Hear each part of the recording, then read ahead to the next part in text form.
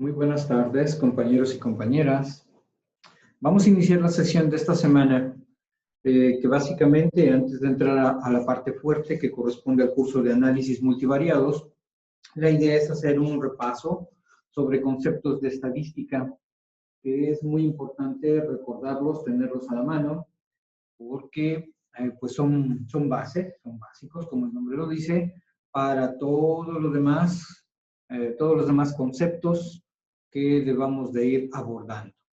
Entonces, esta parte es no tan matemática, no tan estadística. La idea es poner algunos ejemplos con los cuales podamos identificar de los conceptos más importantes de la estadística aplicada.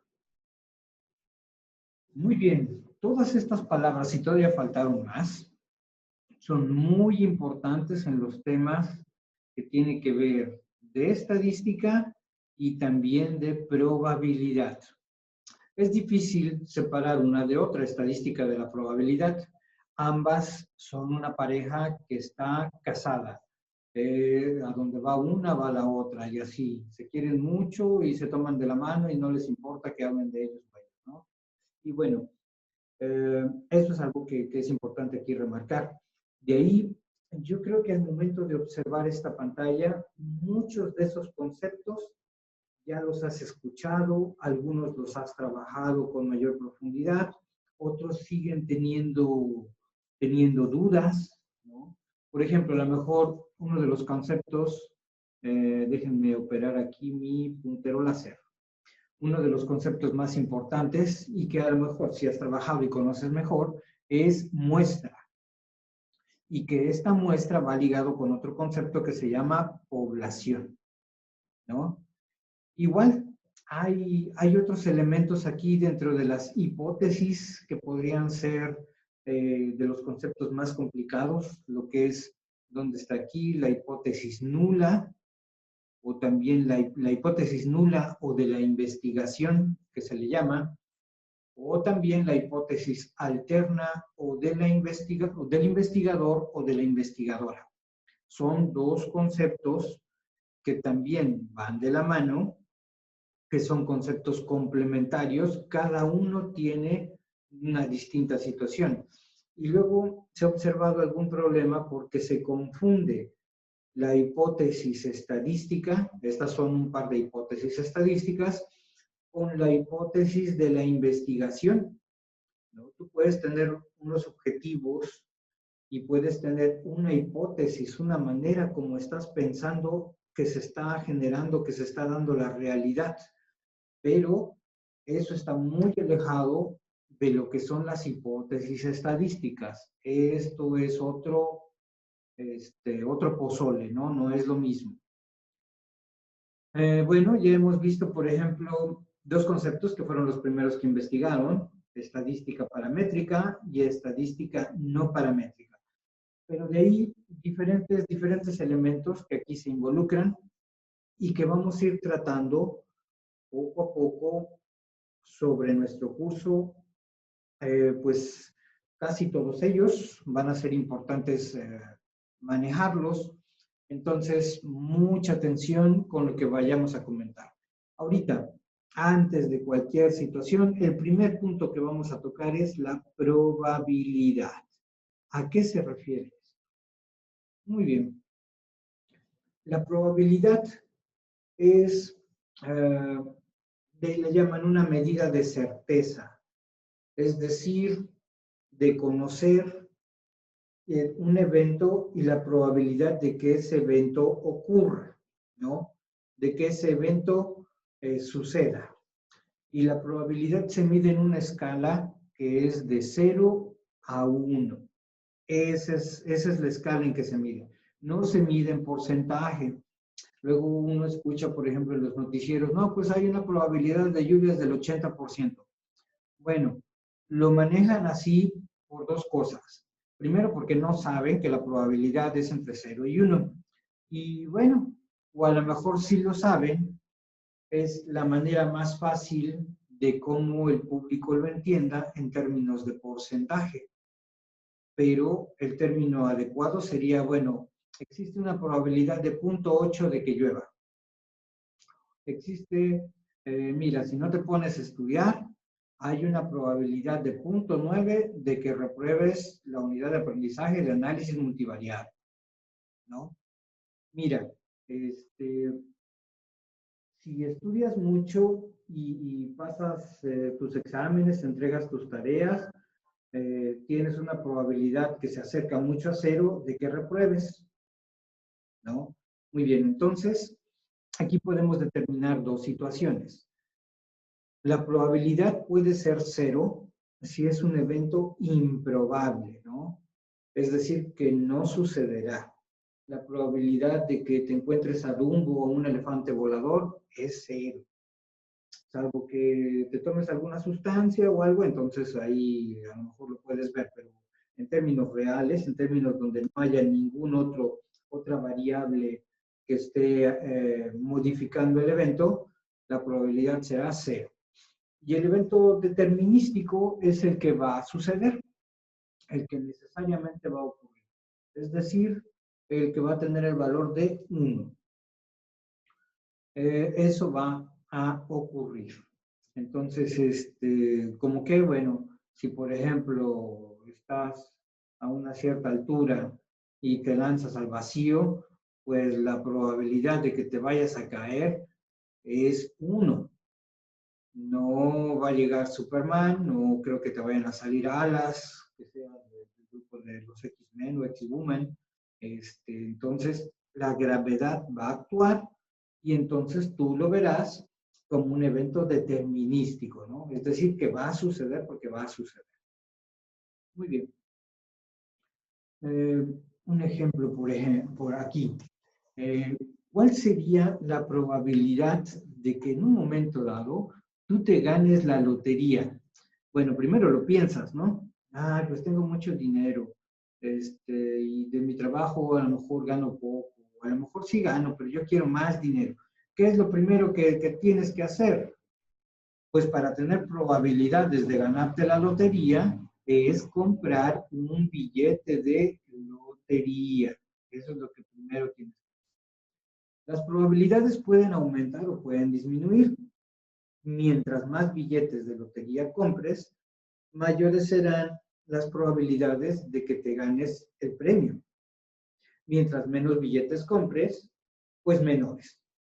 Ahora, si no compras un billete y le estás apostando a que te saques la lotería y que te encuentres el billete en el bote de la basura o tirado en la calle, realmente creo que estás muy alejado o alejada de la realidad. Convendría que tomaras más agua, ¿no? Agua para que el cerebro funcione mejor y entonces puedas tú percibir bien tu entorno y las situaciones reales que están sucediendo. Porque si no, pues siempre vas a estar pensando en que no tienes dinero, no compras boletos de lotería, tampoco trabajas, y entonces ese es un problema. Muy bien, avanzamos. Ahora bien, la estadística. Vimos la probabilidad como esa certeza de que un evento suceda o no suceda, y cuya escala está entre 0 y 1. ¿Qué tiene que ver con la estadística?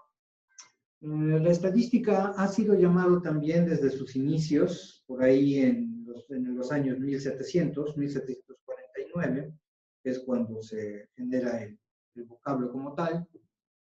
La estadística es una aritmética política o es una ciencia de Estado, porque se encargaba de recabar información precisamente del pueblo, de la comuna, de todo el grupo poblacional, y con la idea, por ejemplo, pues de saber cuánta gente había, cuánta gente se tenía y cuántos impuestos se recaudaban, ¿no? Por ahí empezaba a ver.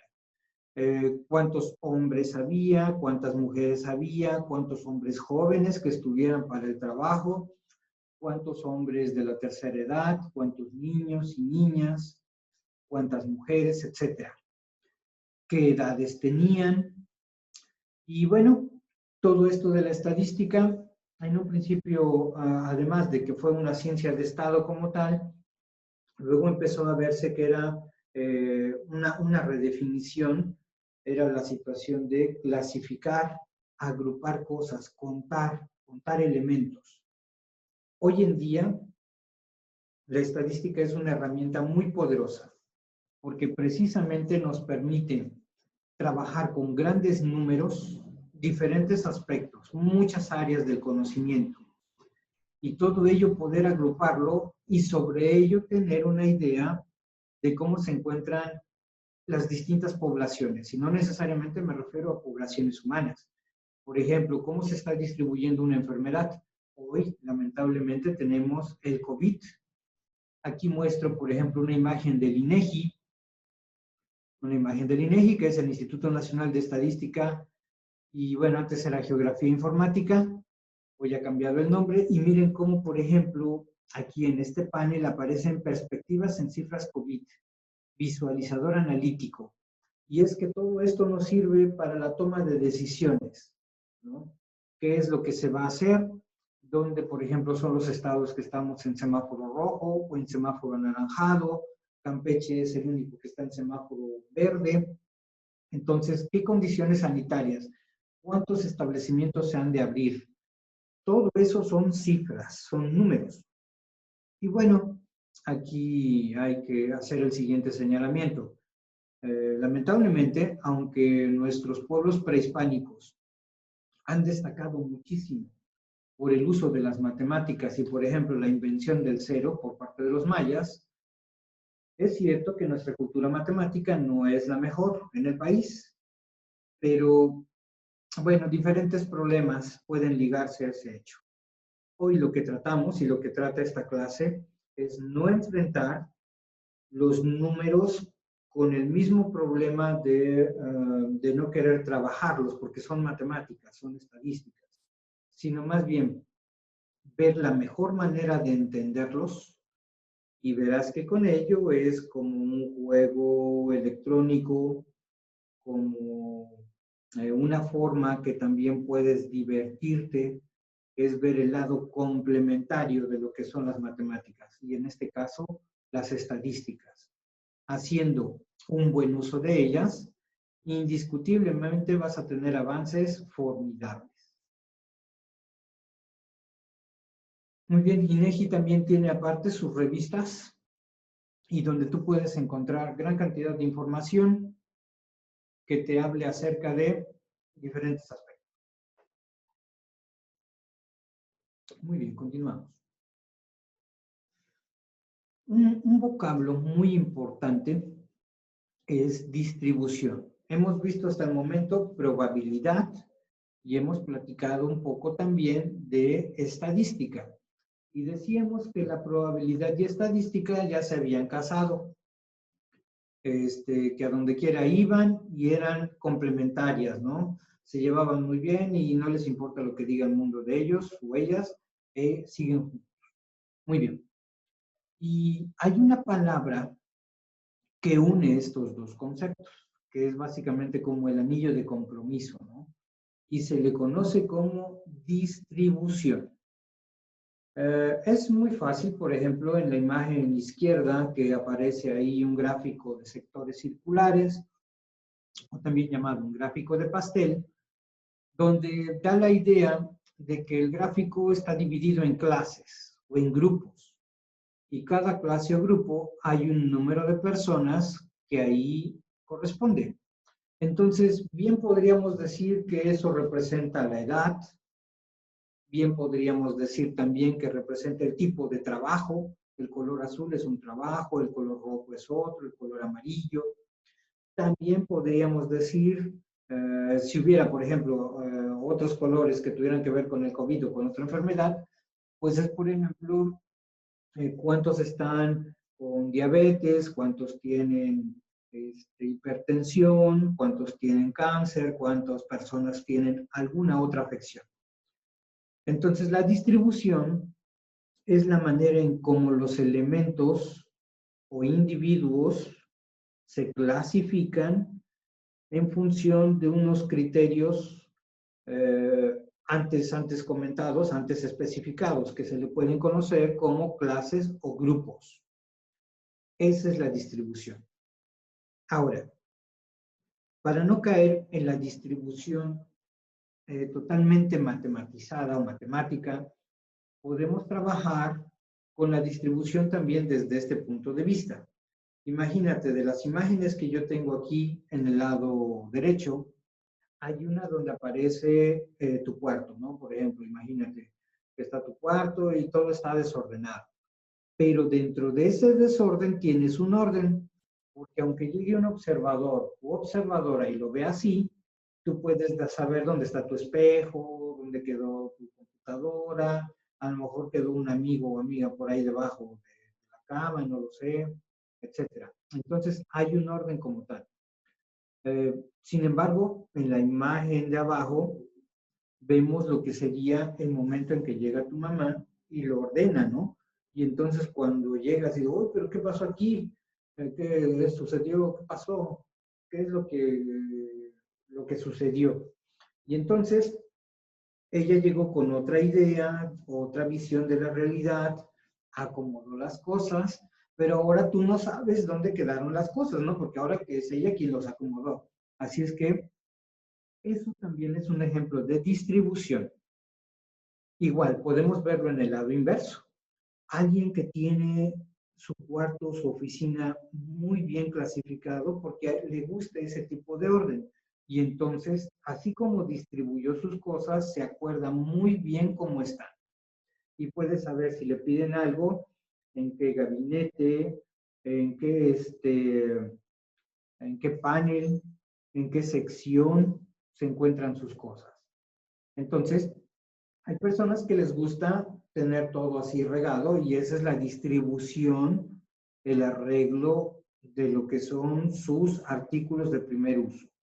Y hay personas que en ese sentido son más ordenadas y que puede verse la imagen de abajo y también es válido. Y ambas situaciones son válidas. No necesariamente quiere decir que porque esté ordenado o porque esté desordenado, quien habita, quien tiene todas sus cosas, sus elementos, no sepa dónde ubicarla, ¿no? Hay recomendaciones de que el orden es importante para poder recordar.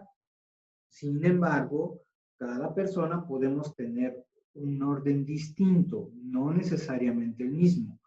Y eso es una distribución.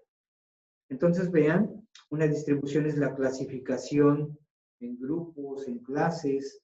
La distribución también tiene que ver con personas que tengan muy arreglado su cuarto o su oficina, personas que no lo tengan así, situaciones por el estilo, ¿no?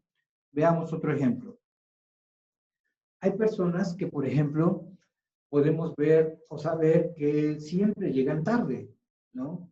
A donde le citen, si es una cita con la novia, llegan tarde. Si es una cita al trabajo, llega tarde. Si quedaron de verse para el trabajo en equipo, llega tarde. Si quedó de que a cierta hora se iba a conectar en Zoom o en Google Meet para trabajar, llega tarde, ¿no? Entonces, uh, realmente la distribución en cuanto al tiempo es no llegar de manera puntual. La persona así lo hace. Esa entonces es una distribución que tiene en cuanto a la administración de su tiempo, mientras hay personas que pueden llegar puntuales, ¿no? O incluso algunas que llegan de manera anticipada. Otro ejemplo de distribución. Ah, mira, por ejemplo, como acá, ¿no? Igual puede ser aquí el ejemplo es de un hombre con unas chicas, pero también puede ser al revés. Una chica con dos hombres, ¿no? Por ejemplo. Es decir, alguien que de repente pues tiene su novia, ¿no? Y se lleva bien, pero pues es de moral ligera y entonces dice, bueno, pues aquí ya me presentó a su amiga y empiezo a platicar con su amiga y entonces aquí es otro tipo también como un ejemplo de distribución. Si tú sabes, por ejemplo, que alguien, no importa que sea hombre o mujer, pues es de esa, como diríamos, como dije, de esa moral relajada, que con respecto a su novio, pues también le puede hablar a otras chicas, y así tú has sabido que así es, bueno, entonces él tiene una distribución en cuanto a la situación de sus relaciones, lo que implica que, no, pues a lo mejor con otra persona va a seguir siendo o haciendo lo mismo, ¿no? No va a cambiar, no, conmigo va a ser diferente, bueno, eso es a lo mejor lo que tú crees, ¿no? Pero bueno, esa sería la distribución en cuanto a las cuestiones de relación, por así decirlo. Y, por supuesto, otra distribución sería entre las profesiones, el número de personas que optan por una u otra profesión. A lo mejor son personas muy puntuales en su trabajo, muy entregadas, muy respetuosas, y a lo mejor alguno o alguna de ellas no lo es. Entonces, la distribución es un tipo de clasificación, es un tipo de orden, aún dentro del desorden, que tiene, llamemos aquí, la variable tiempo. En cuanto a esa variable tiempo, no sería tan aleatorio si él por lo regular se levanta tarde y le gusta llegar tarde, y no es problema de que toda la gente a esas horas se le ocurra salir, es problema de que no prevé y entonces llega tarde. O la otra variable aleatoria, que sería esa relación o ese respeto por la relación en un momento dado con alguien, que él considera que es posible que se dé ciertos momentos, ¿no? También para conocer otras personas, ¿no? Pero a lo mejor cuando si se lo hacen a él, pues no le va a gustar mucho, etc. Y bueno, distribución también tiene que ver con esa situación en donde están sucediendo los mayores casos por el coronavirus. Bueno, México, por ejemplo, Estados Unidos, uno de los principales focos de infección. ¿Qué ha sucedido? Europa. Bueno, ¿hasta dónde, por ejemplo, se han seguido las indicaciones de sana distancia y hasta dónde no? ¿Y qué es lo que ha propiciado que efectivamente con eso se tome como ejemplo y luego no se hagan las cosas que se deben de hacer, y por eso hay un gran número de personas infectadas, ¿no? Entonces, el salir sin cubrebocas o un líder que no lo use o una lideresa es un problema, porque las demás personas ven el ejemplo y eso puede generar un problema mayor, ¿no? Y bueno, las situaciones también con respecto al cáncer, lamentablemente, otro gran problema. ¿Cómo se está distribuyendo esta enfermedad en función tiene que ver mucho el hecho de la cultura, el hecho del país donde se encuentre, el hecho también de no cuidarse, de muchos elementos que al final podrían, como este mapa, generar un gráfico de la dispersión de la enfermedad, pero también cómo se está distribuyendo con respecto a los otros países. Entonces, aquí podríamos entrar ahora en empezar a definir qué es esta distribución, pero ahora en un modelo o modelo de distribución. ¿Qué tiene que ver estas imágenes de hombres y mujeres en pantalla? Muy bien. Cada hombre puede representarme, si lo veo como un todo, como todos los hombres. Todos los hombres tienen un modelo y todas las mujeres tienen un modelo. Hay veces que hemos escuchado mucho de manera frecuente el que todos los hombres son iguales, o bien el que todas las mujeres son iguales. Y entonces, ¿hasta dónde esto realmente es cierto? Muy bien. Cada una de estas personas que aparecen aquí pueden a su vez ser un modelo de distribución probabilística, es decir, un modelo, un modelo de expresión, de relación. Por ejemplo, aún cuando sean personas muy bien parecidas, podrían algunos otros factores ser determinantes para seguir en relación con alguien, ¿no? Es decir, por ejemplo, tú recuerdas a Brad Pitt y Jennifer Aniston. Muy bien. ¿Qué mujer diría, no? Pero ¿cómo es posible que Jennifer al final se haya quedado sola y Brad Pitt se fue, ¿no? Bueno, porque yo como hombre diría, no, pues está Jennifer Aniston, ¿cómo es cómo es posible que Brad Pitt la dejó? Bueno, igual de manera inversa. Entonces, puede ser el caso, Puede ser el caso ahora de alguien, imagínate, que aunque tú lo ves y le conoces como muy simpático o simpática, muy bien parecido, y que te enamoras o te atrae mucho la persona como tal, bueno, del dicho al hecho hay mucho trecho, ¿no? Entonces hay que conocer aparte también, pues ya cuando, a ver, 24 horas al día y empezar a ver por dónde, dicen coloquialmente, por dónde más la iguana, a ver, pues a lo mejor es muy pispireto, pispireta, o a lo mejor no le gusta levantarse tarde, va al baño y hace pipí y no sube, no le baja la taza, ¿no? Etcétera, etcétera. Diferentes aspectos que tú puedes ver una partecita del modelo, pero no necesariamente conoces la demás información.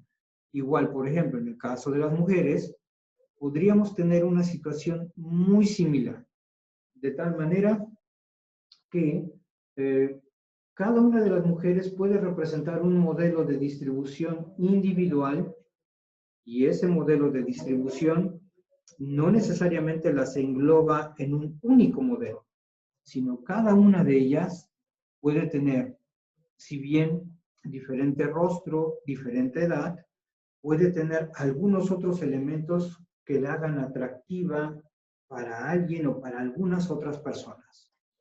Entonces, cada modelo es, si bien por el sexo hombre, si bien por el sexo mujer, puede ser individualizado para cada persona, cada hombre o cada mujer en este caso. ¿Hasta dónde se van conociendo? Bueno, mientras más tiempo pasa uno con una persona, entonces le vas conociendo más y vas viendo que algunos aspectos que resaltaban, a lo mejor tiene otros aspectos más también que son muy importantes y algunos va a ver que no necesariamente se te hacen muy buenos a ti, ¿no?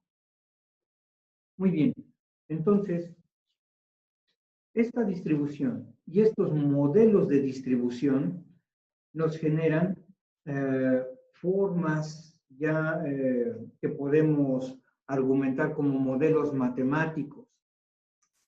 Aquí, por ejemplo, en pantalla tenemos la distribución normal y la distribución binomial, que son dos modelos estadísticos, dos modelos de probabilidad estadística, que nos sirven en un momento dado para saber cuál es el orden dentro de ellos, es decir, cómo los eventos se van distribuyendo, cómo va funcionando la distinta mecánica.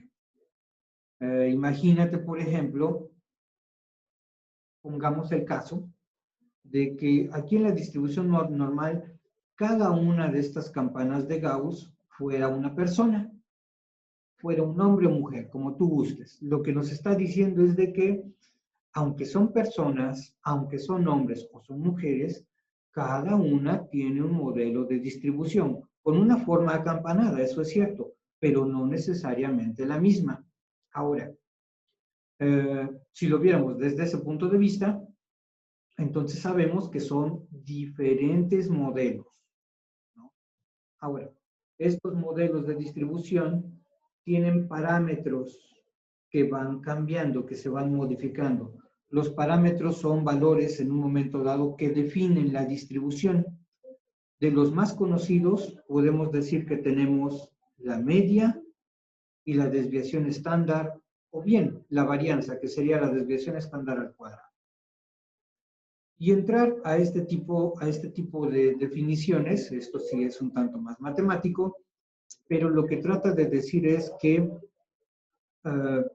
cada aspecto tiene un patrón o un modelo. Y la idea entonces, ¿cómo se relaciona la estadística y la probabilidad? Es que sabiendo el modelo de distribución del aspecto que nosotros estemos estudiando, podemos entonces determinar sus parámetros. Imagínate, por ejemplo, pongámoslo así, que esta curva que está acá, representa una persona que dentro de todo, si tomamos la variable que fuera, hablemos que fuera de fidelidad, ¿no? Para poner un ejemplo, que esta persona fuera de fidelidad. Entonces, pues realmente su rango de acción es corto. Y si lo comparáramos con esta persona que está acá, este es su rango, si es fidelidad, por ejemplo, que no ande de pispireto o pispireta, pues mira, por ejemplo, este está más laxo, ¿no? Tiene un rango más de variación más amplio. Se da algunos otros elementos. Mientras este está más localizado. Ahora, eso es con lo que respecta a tratar de entender que los modelos de distribución cambian. Aun cuando la variable aleatoria sea una, los modelos se modifican, ¿no? No son los mismos. Ahora bien, aquí tenemos, por ejemplo, los modelos de distribución de probabilidad acumulados. Vamos a trabajar con ellos y vamos a ir explicando algunos aspectos. Muy bien. Esto, por ejemplo, corresponde a una distribución continua, que no toma necesariamente valores enteros. Mientras la distribución binomial, aunque se asemeja, vean que son puntos, porque en la distribución binomial se toman dos valores. ¿Ves? Binomial puede tomar dos. Llamemos, por ejemplo, 0 o 1, ¿no? Muy bien. Avancemos.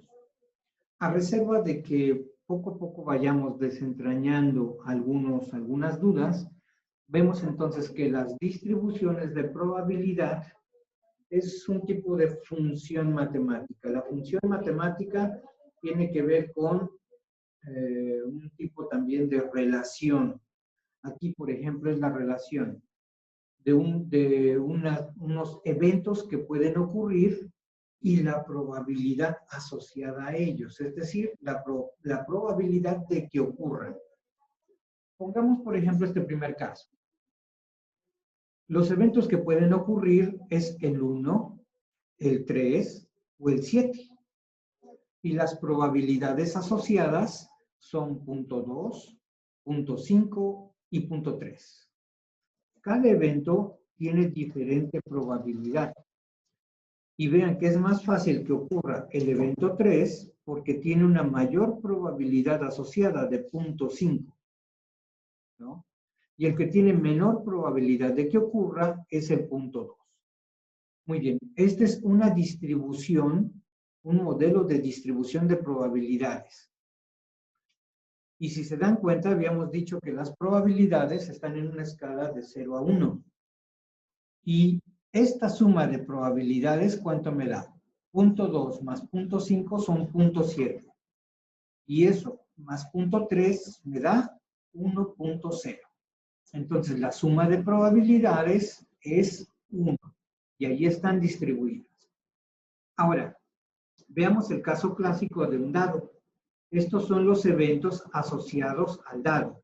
Que salga una cara con el valor de 1, con el valor de 2, o el valor de 3, el valor de 4, el valor de 5 o el valor de 6. Son 6 caras que tiene un dado. Y entonces la probabilidad es 1/6. Fíjense que a diferencia del caso anterior, aquí las probabilidades de cada evento de que ocurriera eran diferentes. Imagínate, por ejemplo, si esto fuera la probabilidad de ser atropellado, ¿no? Una persona de que sea atropellada. Puede ser que esta persona del evento 1, ella trabaja en su oficina y entonces tiene una probabilidad de 0.2 de que la atropellen, o sea, realmente no tiene que salir y por eso su probabilidad es muy pequeña. Sin embargo, la persona del evento 3, su tipo de trabajo tiene que ver mucho con el trabajo en la calle. A lo mejor es de las personas que están en la calle, que está vendiendo, de esas personas que están en los cruceros, por ejemplo, y pues que se exponen cuando ya hay un semáforo en rojo, entonces salen ya sea a limpiar el parabrisas, salen a venderte algo, pero el semáforo cambia. Y luego de chofer a chofer hay algunos que están, que parece van a recibir herencia y tienen que avanzar rápido y otros no. Entonces la probabilidad puede subir, la probabilidad de que sean atropellados puede subir.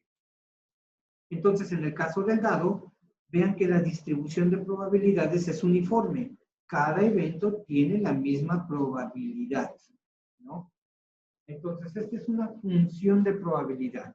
Y no es más que a cada uno de los eventos que puede ocurrir se le asigne un valor de probabilidad.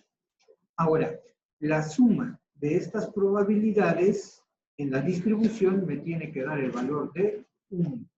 Así es que un sexto más un sexto más un sexto más un sexto más un sexto más un sexto es igual a 6 sextos. Y 6 sextos es igual a 6 entre de 6 a 1. Perfecto. Esta es una de las distribuciones de probabilidad más importantes. Bueno, de estas se generan muchas distribuciones y es la distribución normal. Bueno, en este caso no me gusta mucho la imagen porque véanse que aquí estas áreas, área bajo la curva, está expresándose en términos de porcentaje. Pero bueno, si lo veo yo como esta escala es la escala de probabilidad. Y esta escala, la escala horizontal, tiene que ver con con dos eventos. Primero, las desviaciones estándar y con cada uno de los puntos que cae en este segmento X y que corresponde a un punto que representa el área bajo la curva, ¿no? Todo esto. Por ejemplo, este es un punto y todo este segmento blanco es lo que representa el área bajo la curva y por supuesto tiene una probabilidad asociada. Okay, donde cruza, donde corta, es la probabilidad asociada. Ahora, ¿qué me está diciendo aquí? En una distribución normal, tenemos una gran cantidad de datos que están con respecto a la media. Este punto que está aquí sería la media, la mediana y la moda. Cuando tenemos una distribución normal donde la media, la moda y la mediana valen lo mismo, podríamos decir que es totalmente simétrica, ¿no? Es simétrica.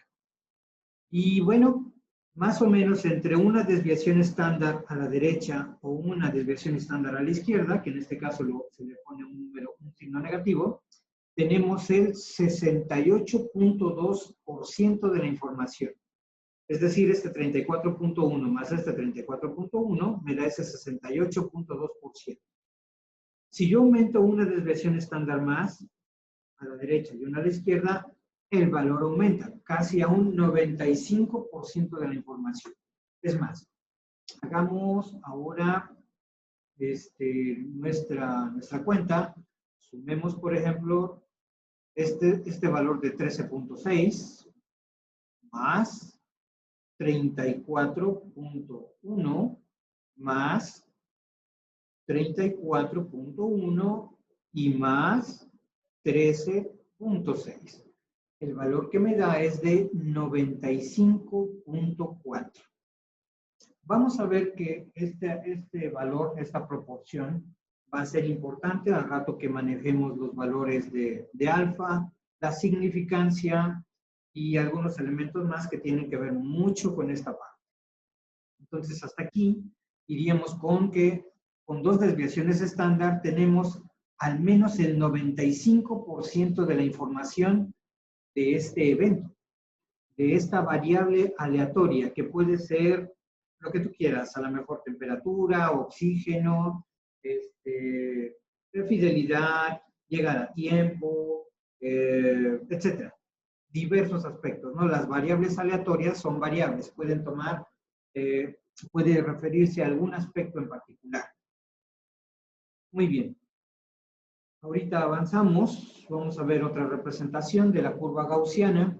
Aquí aparecen nuevamente, miren, y aquí tenemos entre esta y esta, en dos desviaciones estándar, está aproximadamente el 95% de valores. Si yo tomo hasta 3 desviaciones estándar, entonces tengo un 99% de los valores. Véase que los valores, como lo mencioné antes, es el eje X y la probabilidad es el eje Y. Muy bien. Bueno, aquí son nuevamente las curvas de la campana de Gauss. con diferentes valores de la media. Bueno, aquí con 0, salvo la verde, que es una media de -2. Aquí cayó el valor puntual central. Diferentes desviaciones, en este caso varianzas, y entonces son diferentes comportamientos de la curva. Si bien sigue siendo una curva acampanada, esto varía, ¿no? Dependiendo los parámetros, esto es la media poblacional, y esta es la desviación estándar poblacional. Dependiendo los valores de los parámetros, entonces las curvas van a variar. Esta, por ejemplo, es más picuda, esta en amarilla es más aplanada, y esta roja es realmente la normal estandarizada 0,1, con una media de 0 y una varianza de 1, es la que se toma siempre como referencia. Y esta es otra curva normal, que al final de cuentas aparece un tanto distinta porque su media es de -2. Entonces son distintos modelos de probabilidad, dependiendo los parámetros, aunque sean acampanados, no necesariamente es la misma respuesta.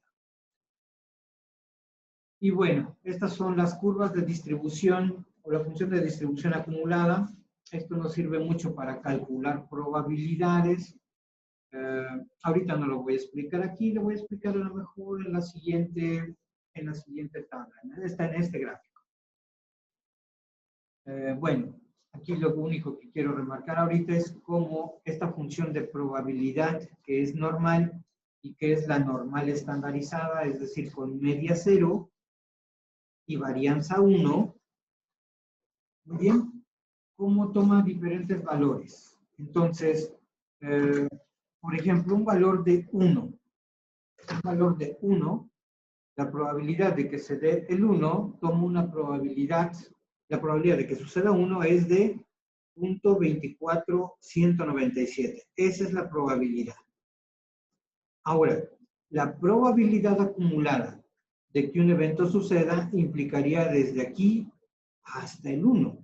Entonces, yo tomaría este valor, que sería de 0.84134. ¿Ok? ¿Cómo es eso? Muy bien, voy a regresarme otra vez a mi ejemplo de los datos.